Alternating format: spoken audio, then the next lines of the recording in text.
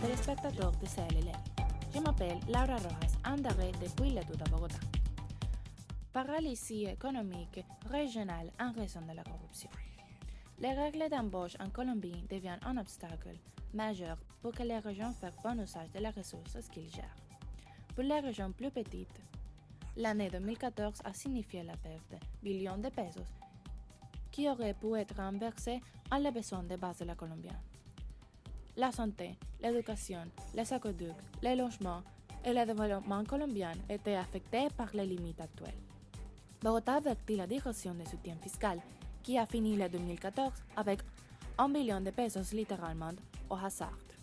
Dans d'autres départements, sauf Baupés, Leticia et Quibdó, l'argent a été excédent. Cette source a analysé que les problèmes des dirigeants, ce n'est pas les sources, mais l'exécution de ces derniers.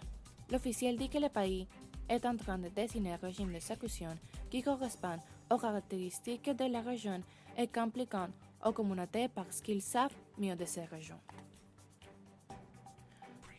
Maintenant, en présentant la nouvelle politique, Lucie Angulo.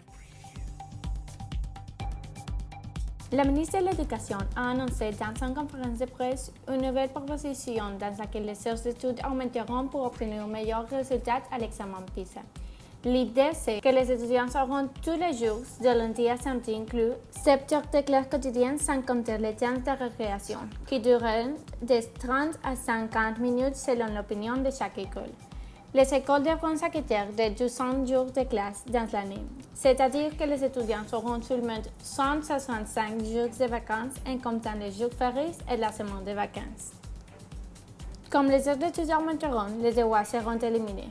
C'est la raison primordiale qui génère la controverse.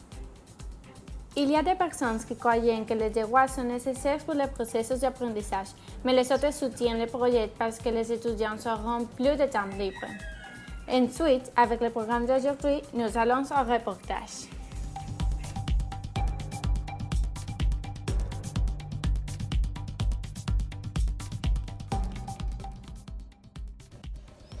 Bonjour, c'est Laura Mollers en faisant un report depuis la NASA Houston. Savoir si Mars a pu avoir d'une atmosphère habitable, c'est l'un des objectifs du robot Curiosity.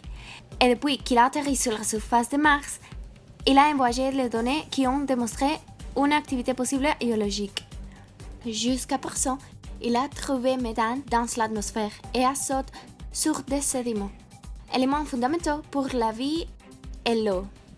Ces résultats ont été publiés dans la revue Nature Geoscience, qui disait que c'est la première fois qu'est constatée une évidence qu'il existe des conditions chez Mars pour qu'il y ait eau liquide. Bien que maintenant existent des indices de l'existence d'eau liquide chez Mars, les conditions environnementales de cette planète empêchent la vie, au moins comme nous la connaissons. Les températures dans les cratères Gale sont très basses pour le métabolisme et la reproduction cellulaire, comme ils se rendent actuellement à la Terre. Le cratère Gale est l'un des lieux moins probables chez Mars pour que l'eau existe, parce que c'est la zone la plus chaude et sèche.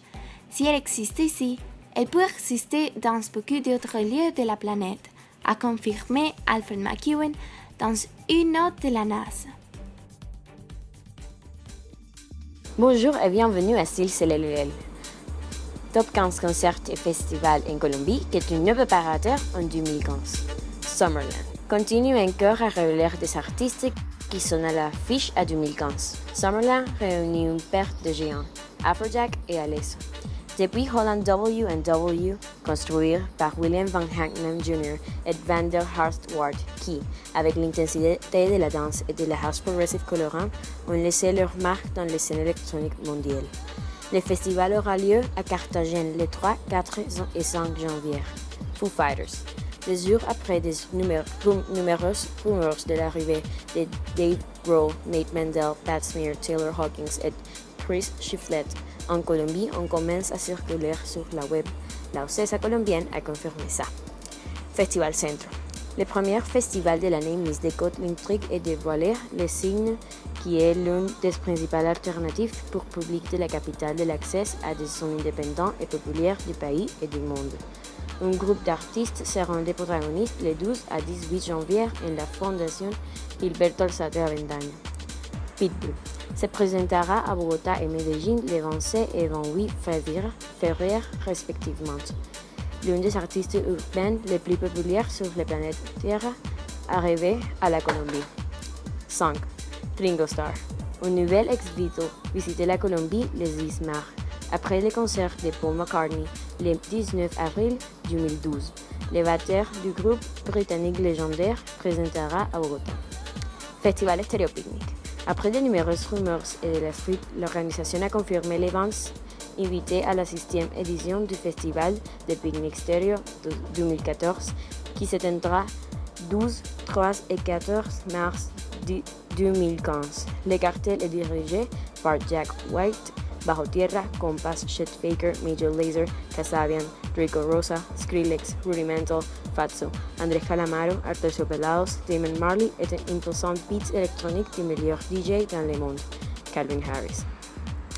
Damon Marley à Medellín. Héritière du légendaire reggae joue le 12 mars 2015 Medellín en l'Orquidiama avec son groupe et des paisas de Bruce Ami. Si vous voulez en savoir plus, allez sur le site cllll.com. Je suis Catalina Ochoa et ça c'est Style Celelel.